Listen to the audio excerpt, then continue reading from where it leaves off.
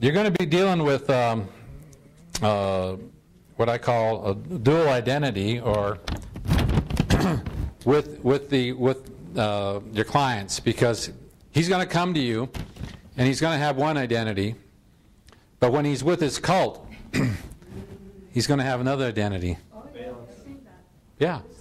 So I've had people come and they have great wins and stuff, and then they go back to their cult, and the cult doesn't know that anything happened, because he shifted his valence, he shifted his identity.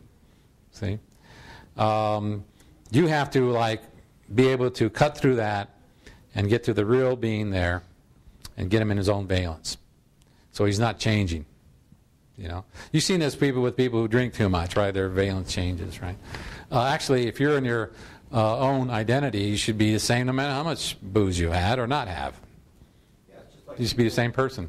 People can do this when they go hang out with their other group of friends or family. They shift. They act like one thing to us, and they act like another. That's a shift identity. You got to recognize it, and you got to work with it, handle it with valence tech, right? If you don't know about that, find out what valence tech is and how to shift guy back. All right. All right.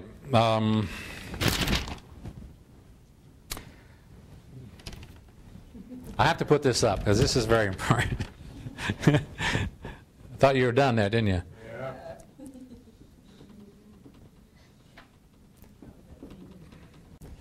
Yeah. This other thing here is, you probably recognize it. It's demand for purity. Demand for purity is that if you're in a cult, if they're demanding purity in what you're doing, what you're saying, and in yourself, you got to go pure. You got to be pure of sin. You got to be pure of whatever, pure of MUs, pure of. You're in a cult because there's no absolutes, is there?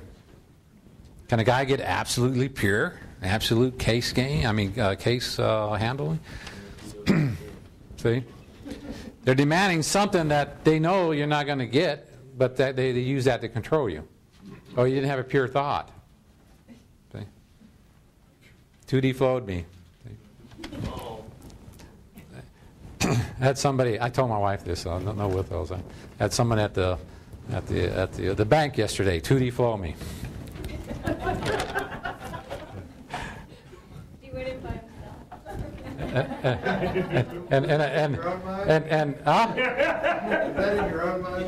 No, she says hi. She came up to me, and we haven't seen you in a long time, and I'll just do the flow. And I said, all right, and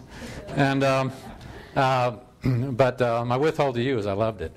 I was getting ready to say, and the problem is.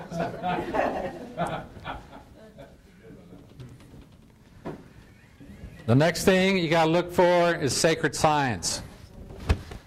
Sacred science. If they're telling you, look, we have the sacred science here, so you can go to heaven. The only truth. Yeah, whatever it takes. Bowing.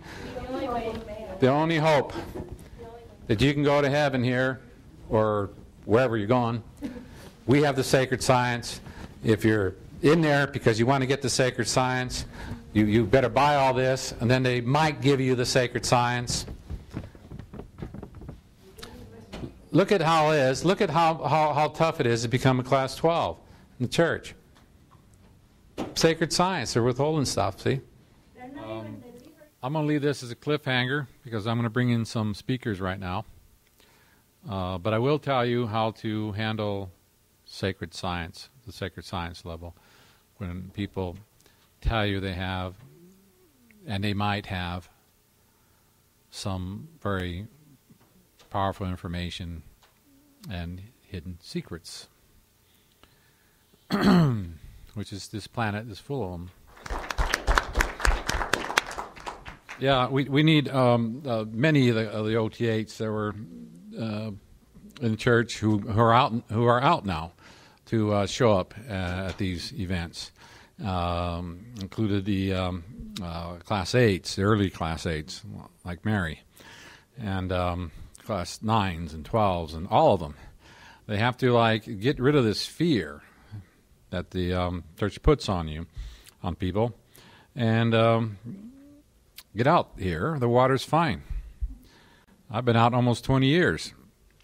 Nothing's happened to me. And I'm not that special. My wife might argue with you, but I'm not that special. So I plead not only to you guys to get your friends out, but also those who see the video, come on out. The water is fine. That's all I'm saying. All right.